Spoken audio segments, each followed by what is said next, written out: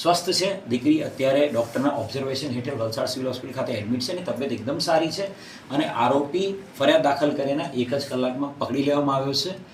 ગુનાની તપાસ યોગ્ય રીતે થાય એના માટે special investigation team DYSP Vapi division દવેના માર્ગદર્શન હેઠળ બનાવવામાં આવી છે, જેની અંદર પીઆઈ શૈલેષ ચૌધરી, મહિલા પીએસઆઈ સ્મિતા વસાવા અને અન્ય 4 અધિકારીઓની નિમણૂક કરવામાં આવી છે.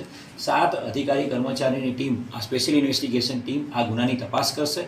વહેલામાં વહેલી તકે તપાસ પૂર્ણ કરી આગામી 2 વીકમાં આ ગુનાના કામે ચાર્જશીટ કરી દેવામાં આવશે અને આ ગુનામાં સ્પેશિયલ પબ્લિક પ્રોસિક્યુટર નિમણૂક કરીને ફાસ્ટ-ટ્રેક કોર્ટમાં કેસ ચલાવીને વહેલામાં વહેલી તકે સજા થાય એવો પ્રયત્ન વલસાડ જિલ્લા પોલીસનો રહેશે. વલસાડ જિલ્લા પોલીસ દ્વારા તમામ બનતો પ્રયત્ન આરોપીને પકડવામાં કરવામાં આવ્યો હતો અને એની સાથે સાથે બાળકીની પણ તબિયત પ્રોપર રહે એના માટે તાત્કાલિક એના મેડિકલ પણ કરવામાં આવ્યું હતું. વલસાડ જિલ્લા પોલીસે પૂરતી કામગીરી કરી એના કારણે જ આરોપી 1 કલાકની અંદર પકડાઈ ગયો છે. ઘણા